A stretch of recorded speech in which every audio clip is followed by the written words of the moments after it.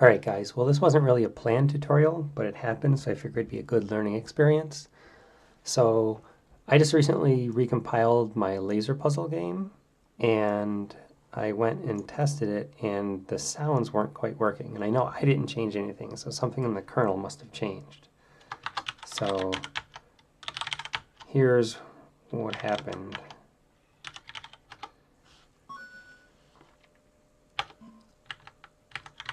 So it uses PCM sounds, and it's not supposed to sound like that. It's supposed to go ta-da. So I know something happened in the kernel. So this will be a good opportunity to learn how to use get and bisect if you don't already know how to use it. So we know that the current version of the kernel is bad. So we'll say get bisect start, get bisect bad. And now I know that I built it on January 27th of 2017. So let's see. So this is the last known good one. So get checkout. So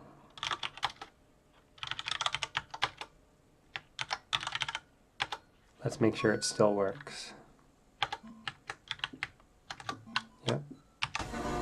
So that still works. So we say, we got to go to the directory of the kernel, get bisect good. So now what it's going to do is it's going to automatically check out halfway in between and then let us test it. So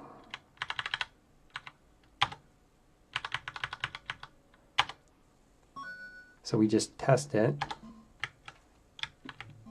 This one sounds like it's working. So if it works, you go back to the directory and you say get bisect good.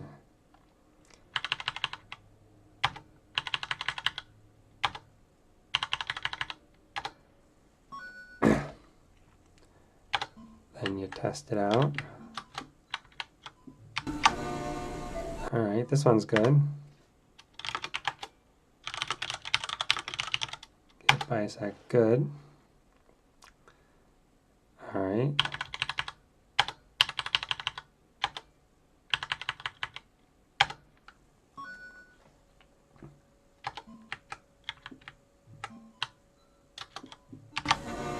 So this one is good.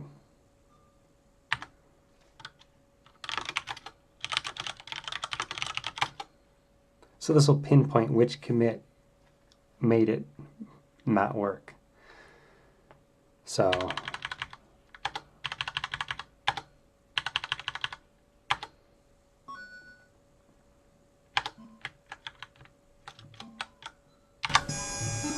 so that one's bad. So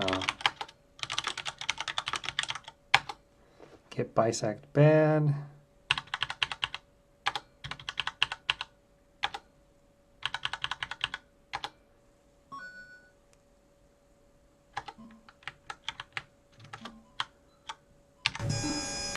And that is bad.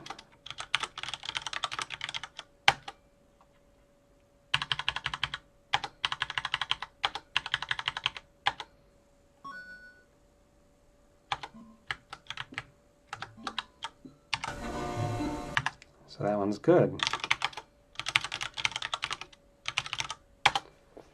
So here we go. This is the first bad commit. So you can say get show, and looks like a lot has changed, and it's in assembly language. Let's see. I suspect that there was a white space change, so what we could do is we could say get show -w. Here we'll maximize this window. So dash W is going to ignore the white space changes. So see, instead of having every line be different, it's only going to show the lines where something other than the white space has changed. So it looks a little bit more manageable. Like it wasn't completely rewritten, just a lot of it was. So this pinpointed the commit that caused it to break. So what we can do is we can test it even further by saying git revert. Let's undo that changed. Let's see. Okay, we're still bisecting. So git bisect reset. All right, so sorry. Now we can revert it. And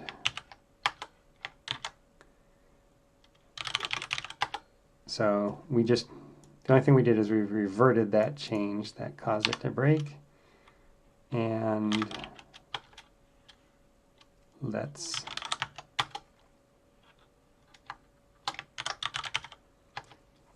test out the latest kernel without that change.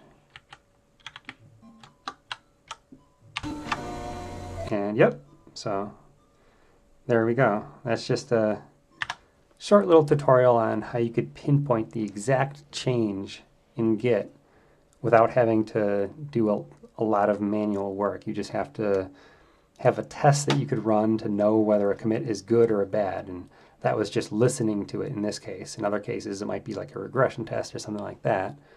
But that's an easy way to pinpoint things. So that's all for today. Have a good night.